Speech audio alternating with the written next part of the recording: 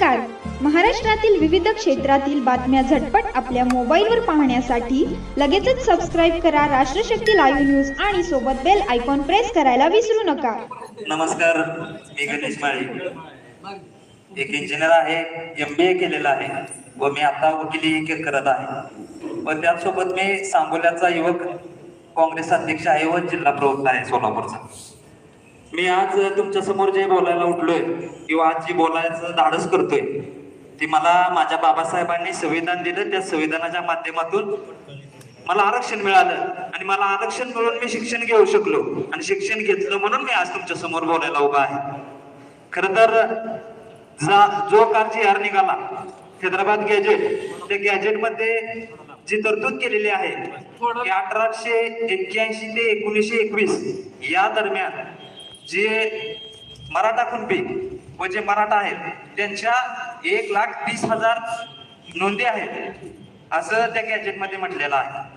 आता आपला प्रश्न असा आहे की 1921 साली ज्या नोंदी सापडल्या 1,30,000 कुणबी व कुणबी मराठा, त्यांच्या जे खापर पंजोबा आहेत, आजोबा आहेत, त्यांचा त्या नोंदीमध्ये उल्लेख नाही व त्या नोंदीमध्ये उल्लेख नसल्यामुळे कोण खरा कुणबी आहे व कोण कुणबी मराठा आहे हे कोणीच सिद्ध करू शकत नाही.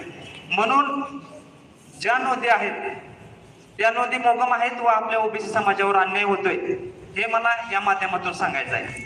व बाबासाहेब आंबेडकरांनी आपल्याला आरक्षण दिलं का आरक्षण दिलंय? कारण की आपण सामाजिक आरक्षण आपल्याला नव्हतं.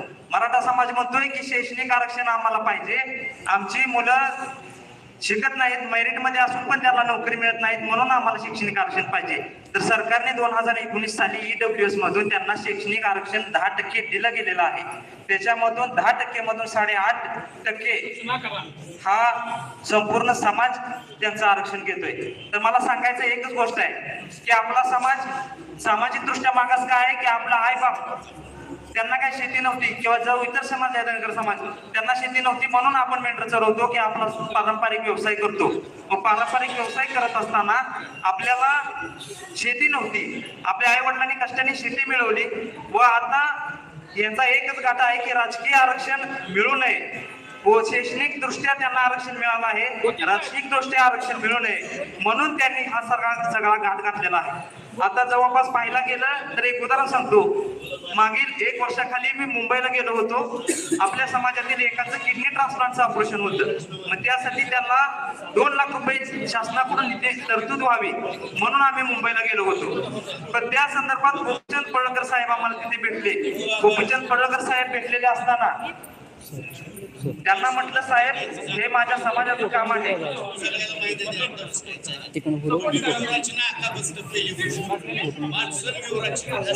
आता सध्या सांगायचा एकच मुद्दा आहे की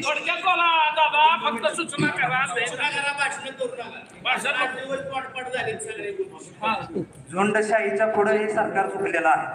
झुंडशाही तिथे दाखवली, आपलं धोरण बेस ठरवायचं. आता मला सांगायचं एकच मुद्दा आहे ते आता हा GR वर पहिल्यांदा सगळ्यांनी ऍक्शन घेतला पाहिजे.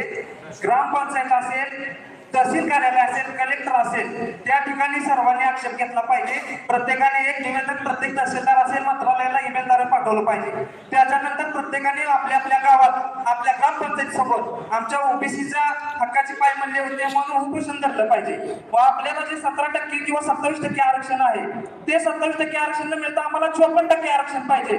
व मराठा समाजाला आरक्षण द्यायचं असेल तर तुम्ही जरूर द्या, पण त्यांना सेपरेट आरक्षण द्या. आमच्या ताटात ओबीसीच्या कोणी येऊ नये हे आपल्याला एवढी मागणी करायची. व झुंडशाहीने जर ते सरकार पायमल्ली होत असेल तर आपल्याही येत्या काळात मुंबईला सगळ्यांनी जायचं, सगळ्यांनी गाड्या करून जायचं. त्याचं नियोजन सगळं आपण या बैठकीमध्ये करूया. या सगळ्या गोष्टी केल्या तरच हे सरकार नमणार आहे. एवढं मला बोलायचंय. थांबतो.